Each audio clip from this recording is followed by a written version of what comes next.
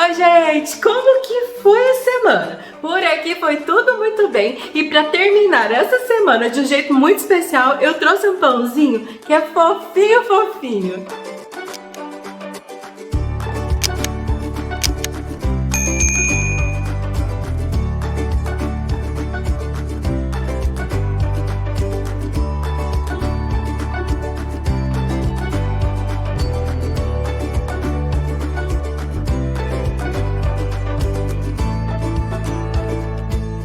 Bom, eu já mostrei pra vocês que esse pãozinho é fofinho, fofinho, mas pra ninguém dizer que tem truque de edição, o meu pãozinho está aqui. Muito macio e muito fofinho. Eu adoro esse pão, é muito fácil de fazer, não tem segredo. É um pãozinho para café, é um pãozinho simples, uma receita que não dá trabalho, muito supimpa. Eu já disse tudo isso e agora tá na hora da gente ir pra cozinha. E então, quer comer esse pãozinho assim, macio comigo? Muito fácil, deixa tudo de lado e vamos pra cozinha.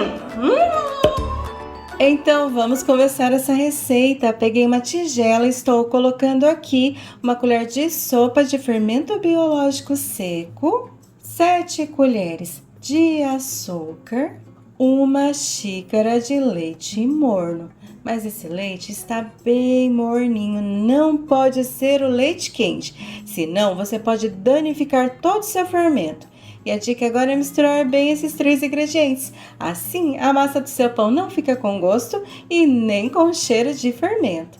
Feito isso, eu vou colocar aqui um ovo inteiro, meia xícara de óleo, uma colher de sopa de manteiga, margarina, tanto faz. Só precisa estar derretida ou em temperatura ambiente, assim fica mais fácil de misturar na massa.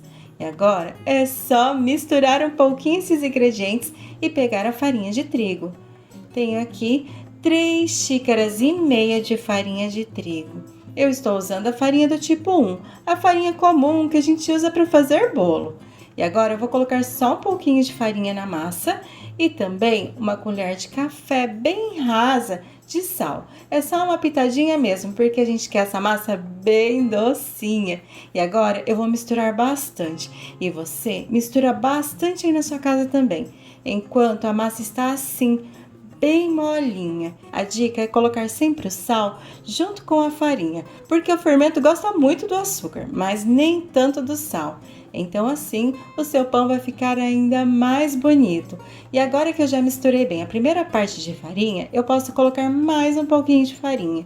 Mas veja que foi só um pouquinho mesmo. E vou misturar bem até que essa farinha não apareça mais na massa. Depois eu adiciono mais um pouquinho de farinha e vou fazendo assim por toda a receita. Fazendo desse jeito não corre o risco de perder o ponto da massa, de deixar a massa muito dura. Já não dava mais para mexer na tigela, eu coloquei a massa na mesa, mas veja que eu coloquei só mais um pouquinho de farinha e vou sovar um pouquinho essa massa. Só vou adicionar mais farinha se realmente for necessário. Algumas pessoas comentam que os pães ficam duros, pesados, mas é o excesso de farinha que faz com que o seu pão fique assim. Na dúvida, deixe a massa sempre mais molinha. A massa molinha tem força para crescer, o pão fica macio. A massa pesada não vai conseguir crescer, o pão vai ficar pesado, vai ficar seco. Então não esquece, na dúvida é sempre menos farinha. Ou melhor ainda, na dúvida adiciona farinha aos poucos. Assim não tem erro. Aqui eu já coloquei toda a minha farinha. Eu usei 3 xícaras e meia e a minha massa ficou bem molinha. Mas pode acontecer de aí na sua casa você precisar de um pouquinho mais de farinha. Vai depender de como você mediu seus ingredientes ou até da marca de farinha que você está usando. Existe essa diferença entre as marcas de farinha. Então, toma bastante cuidado com o ponto da massa. Agora eu vou fazer uma bolinha e vou deixar a minha massa descansando por pelo menos 30 a 40 minutos ou até que ela dobre de tamanho. Aqui em casa já se passou 40 minutos. A minha massa cresceu bastante e ficou bem bonita. E eu preciso fazer com que ela volte ao início de fermentação, que é tirando o ar da massa com as pontas dos dedos. Feito isso, eu vou dividir a minha massa. Coloquei só um pouquinho de farinha na mesa, bem pouquinho mesmo. E como eu quero fazer vários pãezinhos, eu vou dividir a minha massa em várias partes. Mas se você quiser, você pode fazer um pão só, 2 pães, pode fazer do jeito que você quiser. Afinal, essa é uma massa de pão. Eu vou pesar os meus pãezinhos, porque eu quero que eles fiquem todos iguaizinhos. Cada pedacinho de massa pesou em média 65 gramas. E eu vou pesar e fazer bolinhas. Esse processo vai fazer com que esses pãezinhos fiquem bem macios depois. Então não esquece, faz bolinha, deixa descansando 10 minutinhos. Aqui em casa já se passou 10 minutinhos. Peguei uma forma untada com manteiga e farinha de trigo e agora eu vou pegar as bolinhas e vou apertar elas mais uma vez. Depois é só fazer trouxinhas e fazer bolinhas. Assim eu tirei todo o ar da minha massa, a minha massa vai ficar bem lisinha, o meu pão vai ficar bem lisinho também e bem bonito. Não esquece de fechar bem a parte de baixo da massa, assim o seu pão vai ficar bem redondinho. Vou fazer mais uma vez. Peguei um pedacinho de massa, vou só apertar um pouquinho com as pontas dos dedos. Depois é só fechar a massa como se fosse uma trouxinha e fazer uma bolinha. Se quiser pode bolear na mesa, pode fazer do seu jeito aí. Vai dar certo também. O importante é não esquecer de fechar bem a massa na parte de baixo.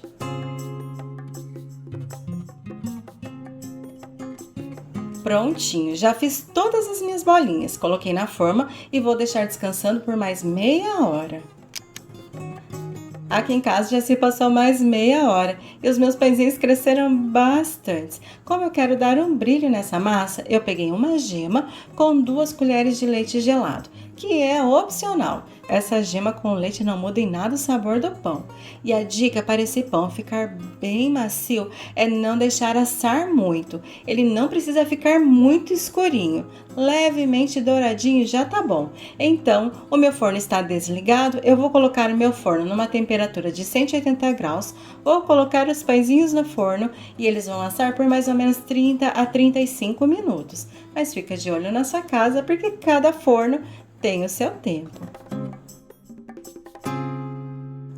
Os meus pãezinhos já ficaram prontos. Aqui em casa eles assaram em 35 minutos. Veja que ficaram levemente douradinhos. E a dica agora é passar leite condensado em cima dos pães ainda quentes. Tirou do forno, já passa o leite condensado. Assim, a massa do pão vai absorver esse leite condensado, deixando o pão ainda mais docinho. Então, não esquece, tira do forno, passa o leite condensado por cima da massa. E quanto mais leite condensado, mais gostoso fica esse pãozinho.